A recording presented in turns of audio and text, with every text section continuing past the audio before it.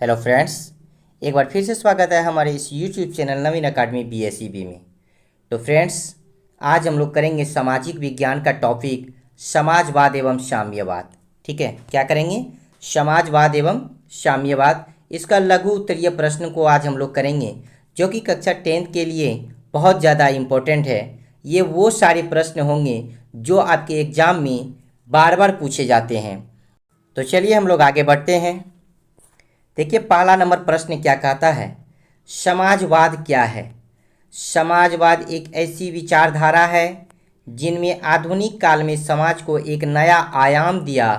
समाजवाद उत्पादन में मुख्यतः निजी स्वामित्व की जगह सामूहिक स्वामित्व या धन के समान वितरण पर जोर देता है। यह एक शोषण उन्मुक्त समाज की स्थापना चाहता है। ये समाजवाद के परिभाषाएं बोल लीजिए, या समाजवाद से आप क्या समझते हैं, उसके आंसर हैं। तो चलिए हम लोग दूसरा नंबर पे चलते हैं। समाजवादी दर्शन क्या है? समाजवाद उत्पन्न में मुख्यतः निजी स्वामित्व का ही सामूहिक स्वामित्व या धन के समान वितरण पर जोर देता है।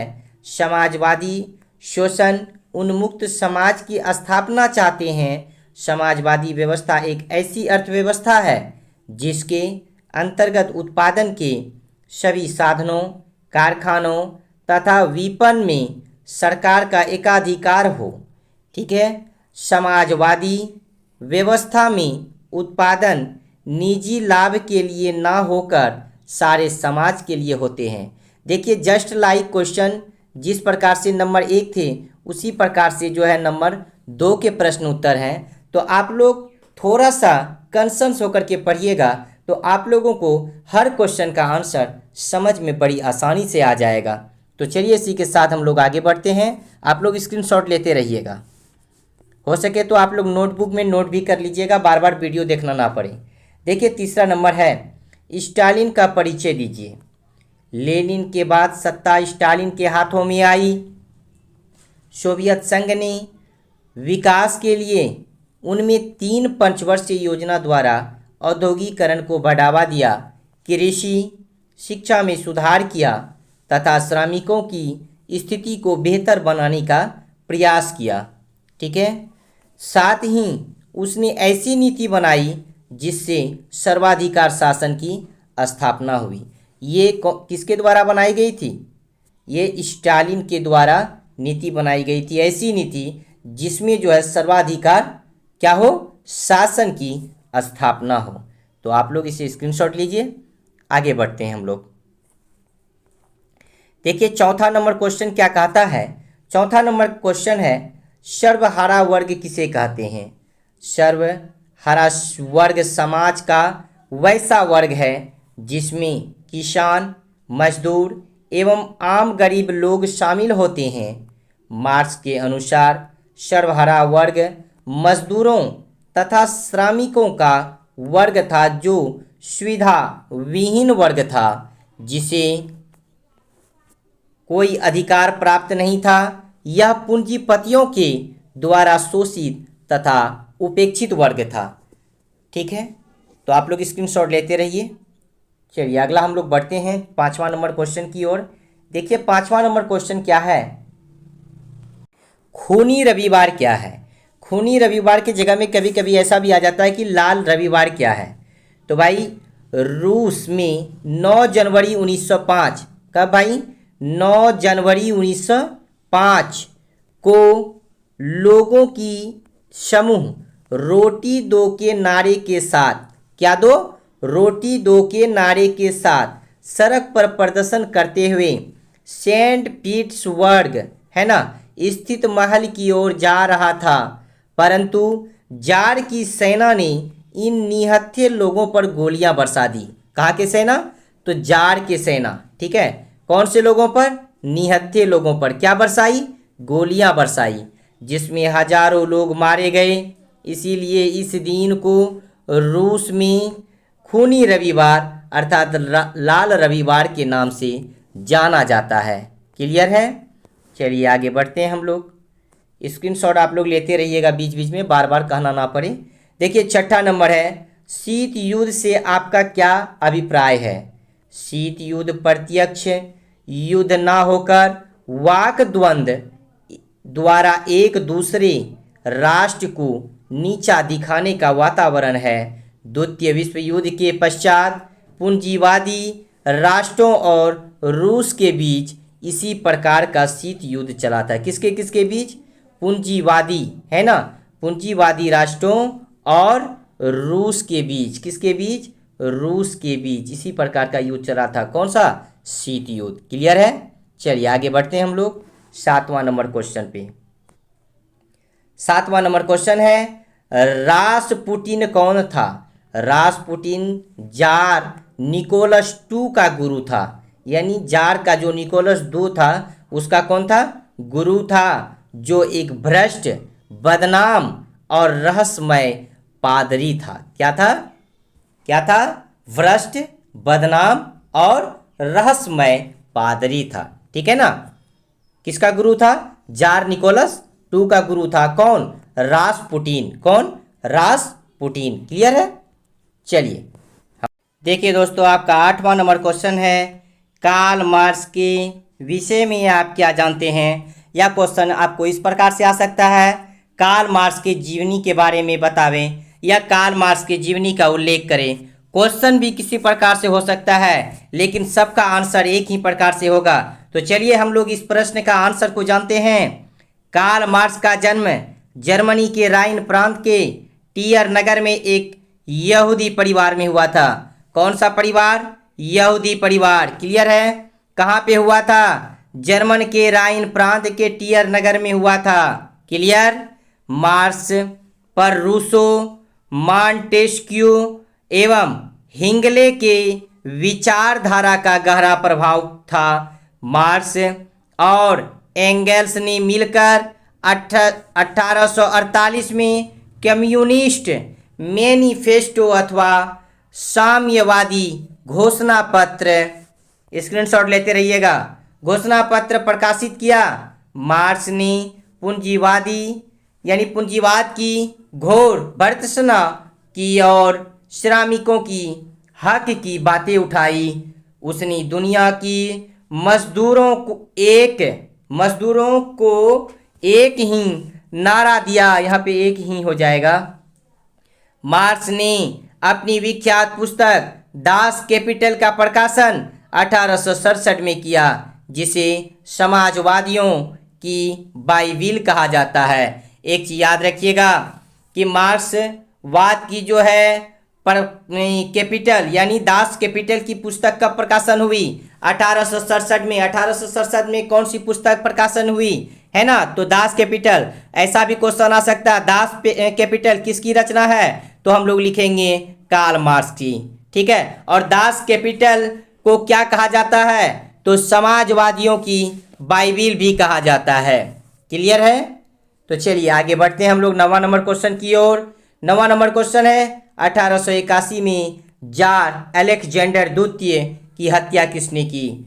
रूस के शासक जार अलेक्जेंडर द्वितीय की हत्या 1881 ईस्वी में निहिलिस्टों ने कर दी। किसने की? निहिलिस्टों ने। कब की? 1881 ईस्वी में। किसकी हत्या? जार अलेक्जेंडर द्वितीय की हत्या।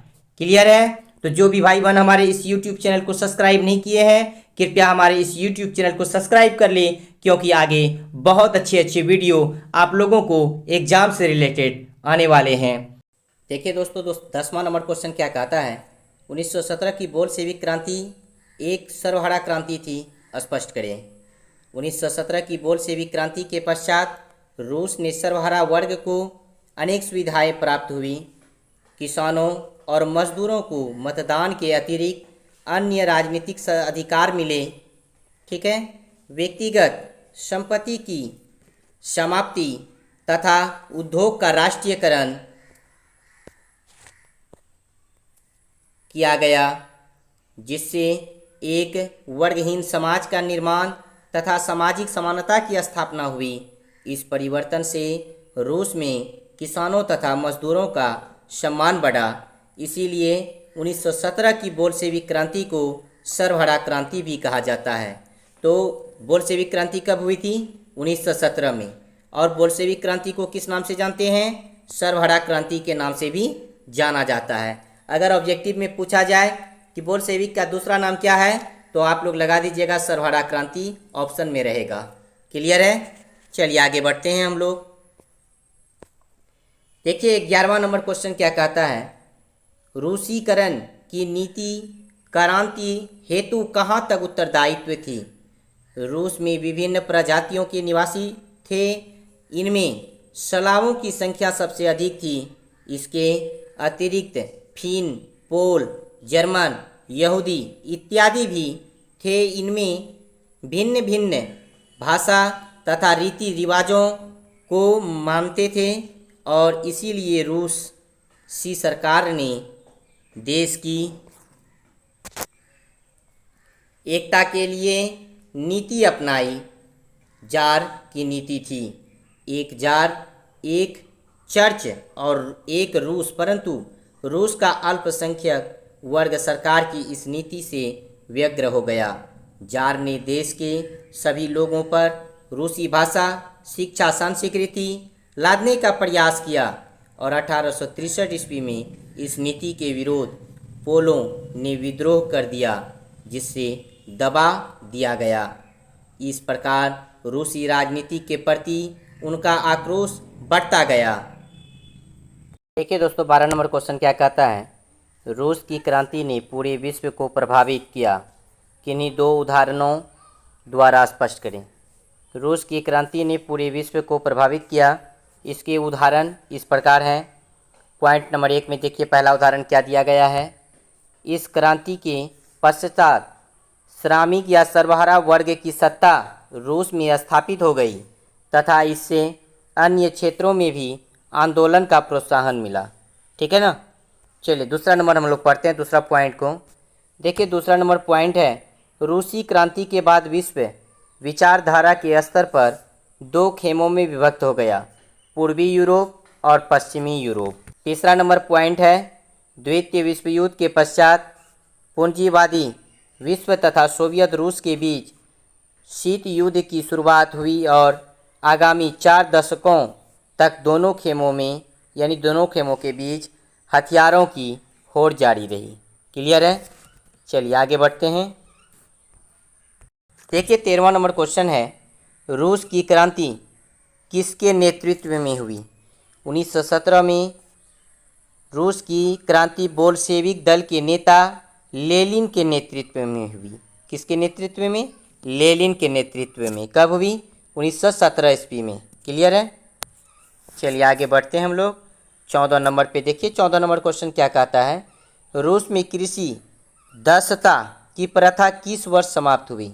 रूस में कृषि दासता की समाप्ति जार अलेक्जेंडर द्वितीय ने 1861 ईस्वी में करवाई थी। कब करवाई? 1861 ईस्वी में। किसके द्वारा? जार अलेक्जेंडर द्वितीय के द्वारा। क्लियर है। चलिए 15वां नंबर क्वेश्चन देखिए क्या कह रहा है, रूस की संसद को क्या कहा जाता है? रूस की संसद को ड्यूमा कहा जाता है। क्या कहा जाता है? ड्यूमा। क्लियर है। चलिए आगे बढ़ते हैं 16 नंबर देखिए। 16 नंबर क्वेश्चन क्या कहता है, रूस में प्रतिक्रांति क्यों हुई? बोल्शेविक सरकार ने इसका सामना कैसे किया? बोल्शेविक क्रांति की नीतियों से वैसे लोग व्यग्र हो गए जिनकी संपत्ति और अधिकारों को नई सरकार ने छीन लिया था। अतः सामंत, पादरी, पूंजीपति, नौकरशाह सरकार के विरोधी बन गए।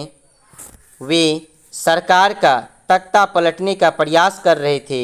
उन्हें विदेशी सहायता भी प्राप्त थी। लेनिन ने प्रतिक्रांतियों का कठोरतापूर्वक दमन करने का निश्चय किया। इसके लिए चेका नामक, कौन सा नामक? चेका नामक विशेष पुलिस दास्ता का गठन किया गया। इनमें विनम्रतापूर्वक हजारों षड्यंत्रकारियों को मौत के घाट उतार दिया गया। चेका के लाल आतंक ने षड्यंत्रकारियों की कमर तोड़ दी। क्लियर है। चलिए बस आज के लिए इतना ही।